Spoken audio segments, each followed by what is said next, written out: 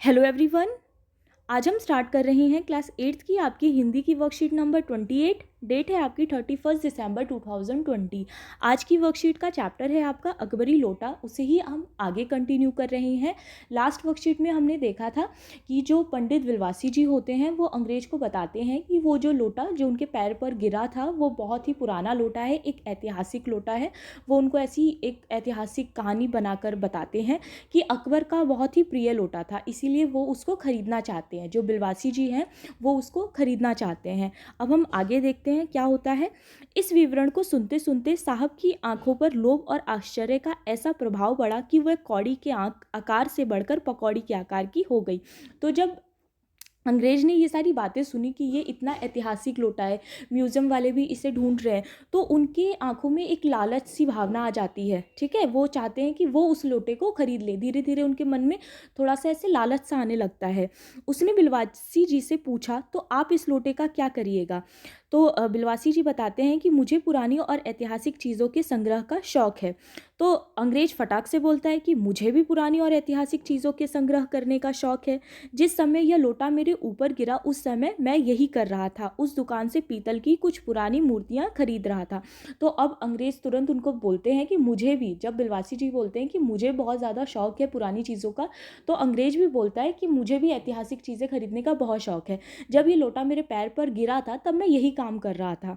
ठीक है, वो बताता है कि मैं उस टाइम पे मूर्तियाँ ही खरीद रहा था। जो कुछ हो लोटा मैं ही खरीदूंगा। तो फिर वो कहता है, वाह कैसे खरीदेंगे? मैं खरीदूंगा, यह मेरा हक है। तो फिर दोनों के बीच में थोड़ी सी ऐसी बात होती है कि हक है, ज़रूर हक है। यह बताइए कि उस लोटे के पानी से आपने स्नान किया या मैंने? तो जो अंग्रेज होता है वो कहता है लोटा तो मैं ही खरीदूंगा। ठीक है, तो बिलवासी जी कहते हैं नहीं मैं खरीदूंगा। तो अंग्रेज कहता है कैसे, आप कैसे खरीदेंगे?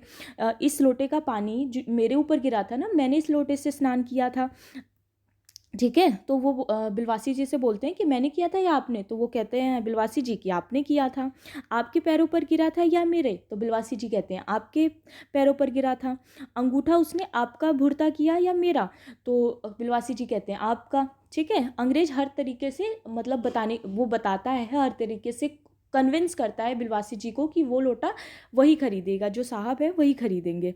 ठीक है, उसके बाद वो बोलते हैं कि इसीलिए उसे खरीदने का हक मेरा है। जो अंग्रेज होता है वो कहता है कि इसने भुर्ता भी मेरे पैरों का बनाया, मेरे ऊपर इसका पानी गिरा, तो इसीलिए पूरा जो हक बनता है वो मेरा ही बनता है।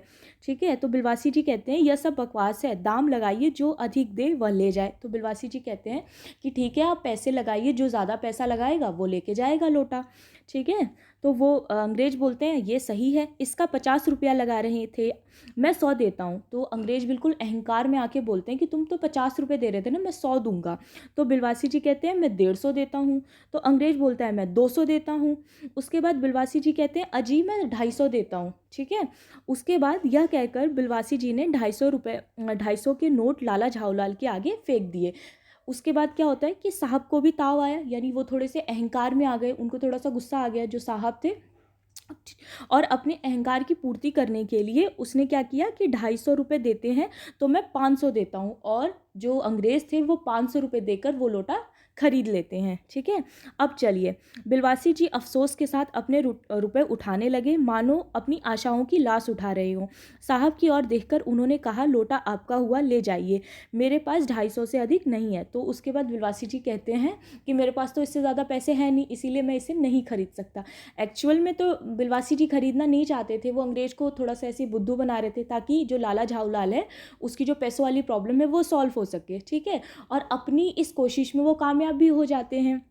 जो अंग्रेज होता है उसको ऐसी ऐतिहासिक कहानी सुना के वो लोटा उसको बेच देते हैं। ठीक है, यह सुनना था कि साहब के चेहरे पर प्रसन्नता की कूची गिर गई। अब वो अंग्रेज बहुत ज़्यादा खुश हो जाता है जब वो बिलवासी जी बोलते हैं कि ये लोटा आपका हुआ। उसने झपक कर लोटा लिया और बोला अब मैं हंसता हुआ अपने देश लौटूंगा। मेजर डगलस की डिंग सुनते सुनते मेरे कान पक गए। तो अंग्रेज बोलता है कि मेजर डगलस की बातें सुन सुन के तो मेरे कान पक गए, अब इसे लेके मैं सीधा इंग्लैंड जाऊंगा। तो वहाँ पे पूछते हैं कि मेजर डगलस कौन है, बिलवासी जी पूछते हैं। तो वो बताते हैं कि मेजर डगलस मेरे पड़ोसी हैं, पुरानी चीज़ों के संग्रह करने में मेरी उनकी होड़ रहती है। गत वर्ष वह हिंदुस्तान आए थे और यहाँ से जहांगीर अंडा ले गए थे। तो वो बताते हैं कि लास्ट ईयर मतलब कुछ साल पहले वो हिंदुस्तान आए थे और यहाँ से जहांगीर का अंडा ले गए थे, ठीक है। तो वो बोलते हैं कि मतलब हम दोनों का हमेशा ही कंपटीशन रहता है कि किसके पास ज़्यादा पुरानी चीज़ें होंगी। अब मैं जाऊँगा अपने देश तो उनको दिखाऊँगा कि मेरे पास उनसे भी ज़्यादा पुरानी चीज़ें हैं, ठीक है। इसके आगे का चैप्टर हम नेक्स्ट वर्कशीट में करेंगे। अब इसके क्वेश्चन आंसर देख लेते हैं। फर्स्ट क्वेश्चन है आपका कि अंग्रेज वो लोटा क्यों खरीदना चाहता था। तो इसका आंसर होगा आपका कि अंग्रेज ने पुराना लोटा इसलिए खरीद लिया क्योंकि पुराना बेढंगा लोटा खरीदने में उसका अपना अहंकार था, ठीक है। भले ही उसे पुरानी वस्तु खरीदने का कितना ही शौक क्यों ना हो, लेकिन उस समय पंडित विलवासी मिश्र को नीचा दिखाने के लिए उन्होंने 500 देकर लोटा खरीद लिया। तो उस टाइम पे जब दोनों के बीच में पैसों को लेके होड़ हो रही थी, तो उस टाइम पे जो अंग्रेज था उसको कहीं ना कहीं विलवासी जी को नीचा दिखाना था, ठीक है, इसीलिए वो दाम पे दाम लगा रहे थे। और लास्ट में क्या होता है कि अपने अहंकार के लिए वो 500 रुपये देकर लोटा खरीद लेता है। और दूसरा रीज़न ये था कि वो अपने पड़ोसी मेजर डगलस को नीचा दिखाना चाहता था। वह उन्हें दिखाना चाहता था कि उसके अलावा और कोई भी है जो पुरानी एवं ऐतिहासिक चीज़ों को खरीदकर भारत से इंग्लैंड ला सकता है।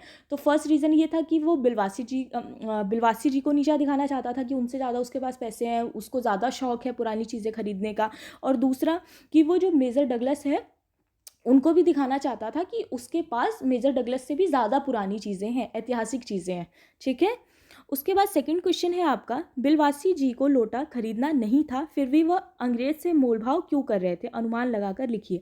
क्योंकि बिलवासी जी तो लोटा खरीदना नहीं चाहते थे, लेकिन फिर भी क्यों वो ऐसे मोलभाव कर रहे थे कि मैं 50 देता हूँ, 100 देता हूँ, इस तरह से। तो बिलवासी जी लाला झाऊलाल के रुपयों की व्यवस्था में मदद करना चाहते थे, क्योंकि लाला झाऊलाल को 250 रुपये की ज़रूरत थी, इसीलिए जो बिलवासी जी हैं वो उनकी मदद कर रहे थे। इसीलिए वह अंग्रेज से लोटे के लिए मोलभाव कर रहे थे। उनको उम्मीद थी, यानी बिलवासी जी को उम्मीद थी कि अंग्रेज अहंकार में आकर लोटा खरीद लेगा और लाला झाऊलाल की समस्या हल हो जाएगी। और ऐसा ही हुआ बिल्कुल। जो बिलवासी जी थे उनका जो प्लान था वो बिल्कुल कामयाब रहा। क्वेश्चन थर्ड है आपका, मेजर डगलस कौन थे। तो मेजर डगलस जो थे वो अंग्रेज के पड़ोसी थे, ठीक है। फोर्थ क्वेश्चन है, क्या होता यदि अंग्रेज को ऐतिहासिक वस्तुओं को खरीदने का शौक ना होता, कल्पना कर लिखिए। तो यदि अंग्रेज को ऐतिहासिक वस्तुओं को खरीदने का शौक ना होता तो वह लोटा 500 में ना खरीदता तथा लाला झाऊलाल को पैसे की व्यवस्था कहीं और से करनी पड़ती। तो अगर उसको शौक नहीं होता तो वो ये लोटा खरीदता ही नहीं, ठीक है। लोटा खरीदता नहीं तो लाला झाऊलाल को फिर जो पैसे थे वो कहीं और से अरेंजमेंट करने पड़ते, कहीं और से उसकी व्यवस्था करनी पड़ती, ठीक है। अगर इतनी सारी चीज़ें होती नहीं तो लाल की जो ये प्रॉब्लम थी वो ख़त्म ही नहीं होती। और इससे तो उसकी प्रॉब्लम सॉल्व ही होगी, जो लाला झाऊलाल थे उनकी प्रॉब्लम सॉल्व हो गई, क्योंकि 250 से चाहिए थे और उसको कितने मिल गए, 500 मिल गए, ठीक है।